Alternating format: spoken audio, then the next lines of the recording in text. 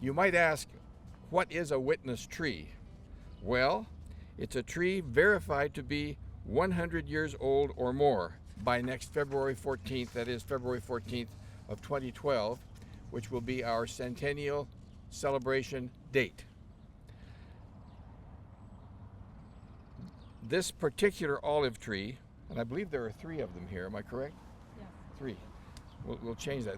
These particular olive trees are historically significant, and I'll leave it to our speakers today to explain further. The history of these trees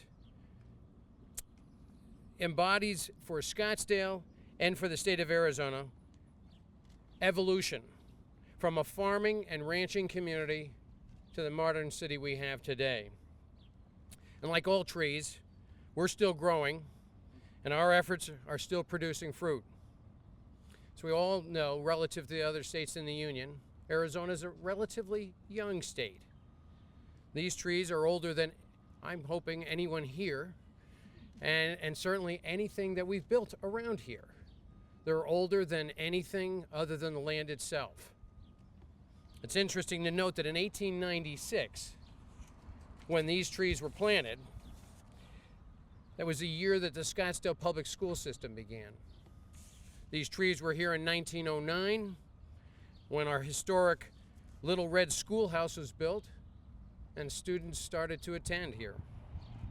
These trees were also here flourishing in the late 60s when the Civic Center complex was built and was dedicated. They've lived through all of that. So like that proverbial fly on the wall, they've witnessed all of that. They've been a witness to our history. Winfield Scott was a Baptist minister and was in Banning, California in the late 1870s. At that point, they were bringing citrus for the first time into Southern California. And because it's a rather warm winter and there was some water for them, they would grow. Well, he later went into the service as a chaplain and was all over. And in 1888, he was asked to come down to Phoenix on a business trip. And while he's here, he goes out to Fort McDowell and he sees that there's the Arizona Canal and he's going to be retiring one of these days. And where can he retire?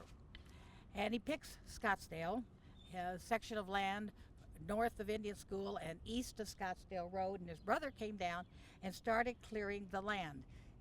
And first citrus in Arizona was planted in 1889 by Winfield Scott's brother.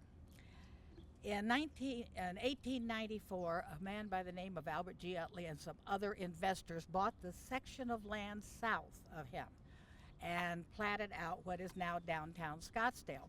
In 1896, and I'm not sure, I don't have the name of the person who asked Winfield Scott to plant citrus for him on the 40 acres that goes from Drinkwater to Scottsdale Road and from 2nd Street to Osborne.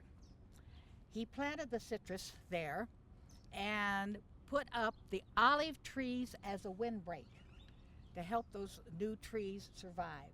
Unfortunately, in 1896, 97, and 98, we had a very severe drought. And at that point, the citrus died. They need a lot of water. But the olive trees, being from the Middle East, they're used to a more arid climate. The heat did not bother them, and there was some water in the ditches that these trees were planted next to.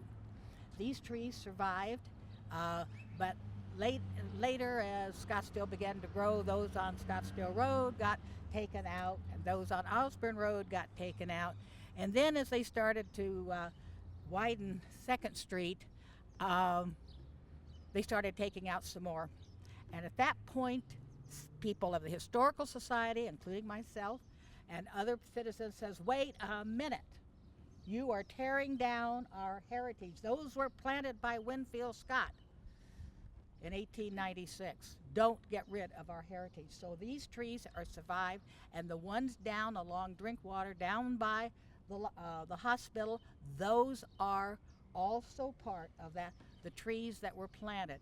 I think it is great that we're able to save these. I really am pleased that these olive trees that have been through so much and has seen so much over the many years is the first witness tree to be so designated.